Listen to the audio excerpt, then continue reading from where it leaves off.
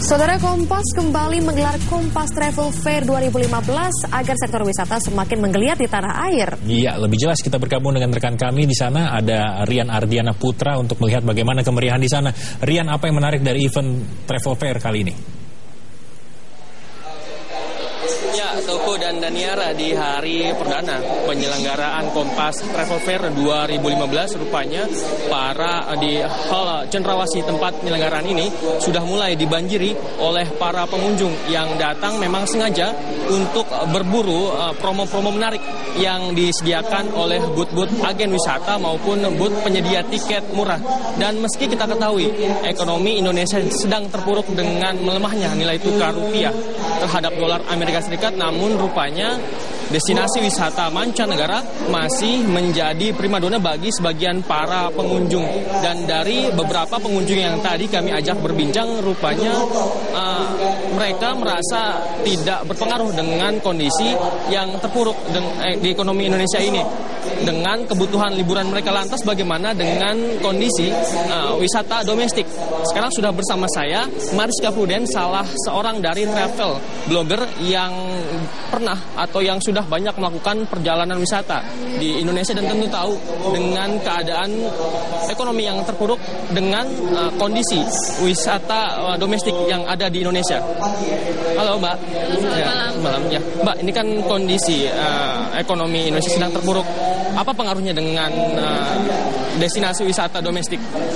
Kalau kita bicara dolar yang naik terus gitu ya, dan pengaruhnya sama industri pariwisata, kalau kita bilang pariwisata destinasi yang nggak cuma dalam negeri, kita bisa lihat di Kompas Travel Fair ini pengunjung sih kalau saya lihat animonya tetap gede ya, tetap besar gitu, tetap mereka datang tanya destinasi di luar. Tapi mudah-mudahan ada sedikit efek positif dari dolar yang terus naik gitu dengan rupiah. Mudah-mudahan melirik destinasi wisata domestik gitu kan, karena kalau kita bandingkan sekarang misalnya trip ke Australia gitu misalnya dengan dolar Eropa gitu kan, mudah-mudahan misalnya orang-orang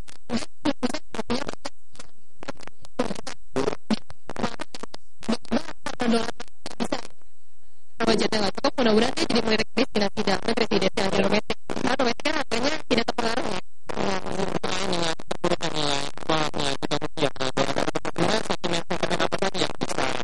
Terhadap kondisi destinasi wisata domestik.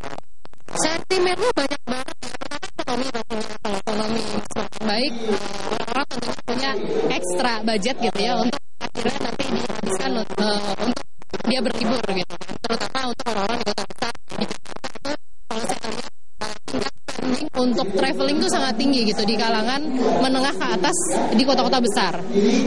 Terus yang lainnya juga kondisi politik juga pastinya. Orang kalau misalnya dia punya uang tapi kondisi politiknya masih ini, dia cukup aman nggak ya? Dia pergi ke sini, pergi ke sana, spending gimana?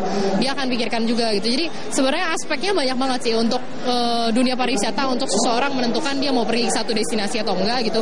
Ekonomi, terus juga politik, terus dia akan melihat kemungkinan kayak tadi pertukaran nilai dolar terhadap rupiah itu akan jadi pertimbangan juga gitu. Jadi ada banyak banget faktor penentu. Tapi kalau saya lihat sih destinasi domestik sekarang dan mudah-mudahan buat orang semakin banyak juga yang lebih melirik lagi destinasi domestik gitu kan ya. Jadi kalau kadang-kadang bukannya nggak boleh keluar negeri, tapi kalau kadang-kadang biasanya spendingnya ke Hong Kong kemana, sekali-kali lihat juga nih, lirik juga Derawan, lirik juga Flores. Kita punya banyak banget destinasi-destinasi yang luar biasa indah di Indonesia gitu. Dan mudah-mudahan orang sih bisa lebih pikir kayak ini budget sekian itu cukup worth kok, cukup oke untuk di spending di dalam negeri sendiri gitu.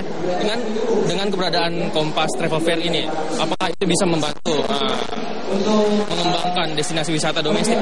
Ya, mudah-mudahan sih ya, harapannya juga begitu dengan di Kompas Travel Fair ini kan. Jadi di stage juga setiap hari kan ada pengenalan gitu. Jadi ada kayak semacam seminar ataupun juga talk show yang antara lain kenalin beberapa destinasi-destinasi. Kalau saya nanti akan mengisi tentang Banda Neira gitu. Jadi tentang diving tentu saja Indonesia luar biasa, selalu ada di dalam 10 destinasi utama di seluruh dunia. Indonesia pasti masuk di antara di listing 10 itu. itu gitu kan.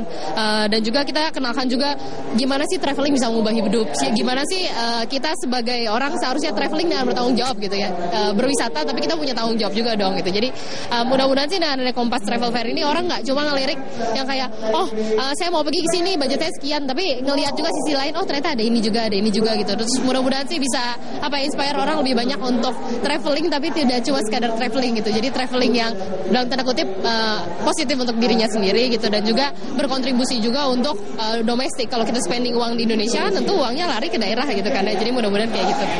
Terima kasih Kak Prudence. Ya, saudara, memang keberadaan dari Kompas Travel Fair 2015 ini diharapkan juga selain dapat menyedot para peminat pengunjung wisata mancanegara, keberadaan para pengunjung wisata domestik pun diharapkan setimpal dengan banyaknya para pengunjung wisata mancanegara. Dan seperti kita ketahui, acara ini akan berlangsung dari hari ini tanggal 28 Agustus sampai nanti hari Minggu 30 Agustus 2015. Sekian informasi yang bisa kami sampaikan. Kembali ke Toko dan Daniar di studio.